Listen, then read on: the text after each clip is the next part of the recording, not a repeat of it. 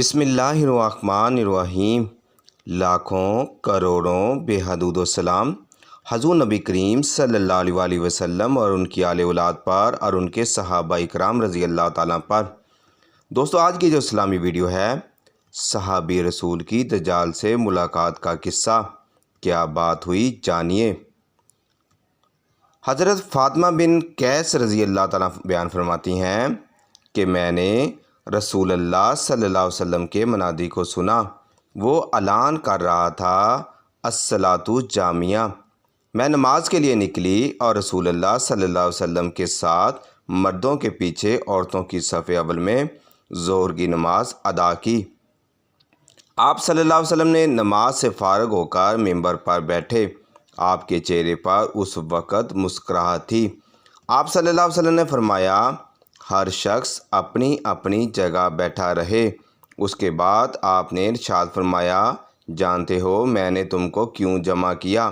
صحابہ نے عرض کیا، اللہ اور اس کا رسول ہی جانتے ہیں۔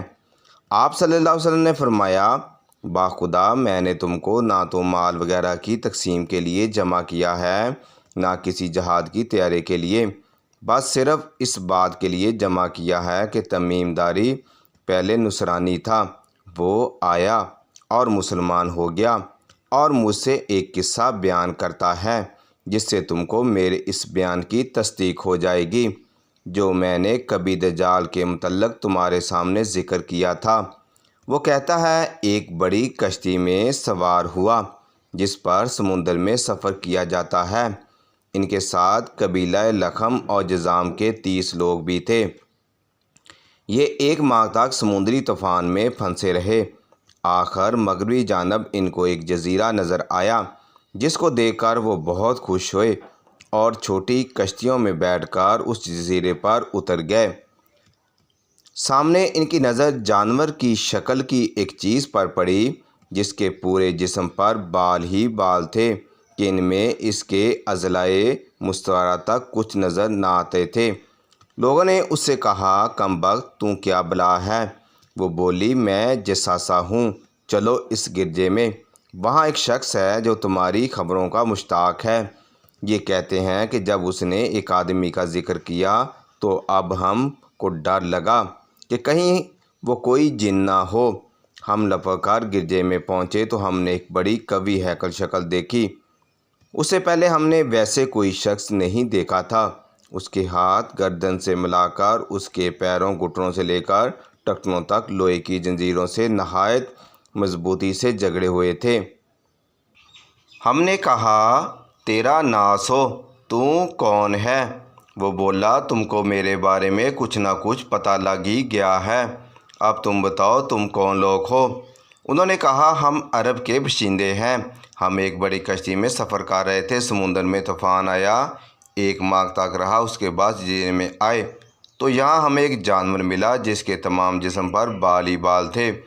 اس نے کہا، میں جساسہ ہوں، چلو اس شخص کی طرف جو اس کے گرجے میں ہے، اس لیے ہم جلدی جلدی تیرے پاس آ گئے۔ اس نے کہا، مجھے یہ بتاؤ کہ بیسان کی کھجوروں میں پھل آتا ہے یا نہیں؟ ہم نے کہا، ہاں آتا ہے۔ اس نے کہا، وہ وقت قریب ہے جب اس میں پھل نہ آئے۔ پھر اس نے پوچھا، اچھا بحیرہ تبریہ کے متعلق بتاؤ، اس میں پانی ہے یا نہیں؟ ہم نے کہا، بہت ہے۔ اس نے کہا، وہ زمانہ قریب ہے جب اس میں پانی نہ رہے گا۔ پھر اس نے پوچھا، زاگر کے چشمے کے متعلق بتاؤ، اس میں پانی ہے یا نہیں؟ اس بستی والے اپنے کھیتوں کو اس کا پانی دیتے ہیں یا نہیں؟ ہم نے کہا، اس میں بھی پانی بہت ہے، بستی والے اس کے پانی سے اپنے کھیتوں کو سیراب کرتے ہیں۔ پھر اس نے کہا، اچھا نبی امین کے کچھ حال بتاؤ۔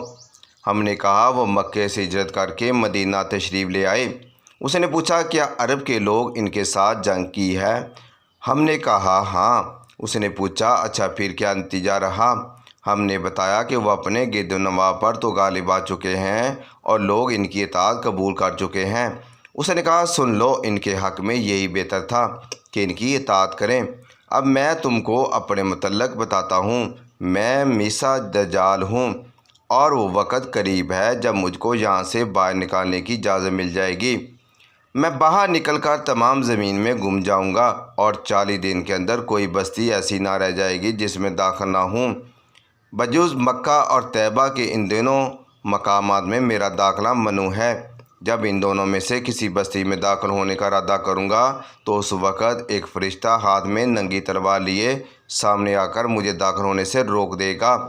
ان مقامات کے جتنے رستے ہیں ان سب پر فرشتے ہوں گے، اور ان مقامات کے جتنے رستے ہیں ان سب پر فرشتے ہوں گے جو ان کی حفاظت کر رہے ہوں گے۔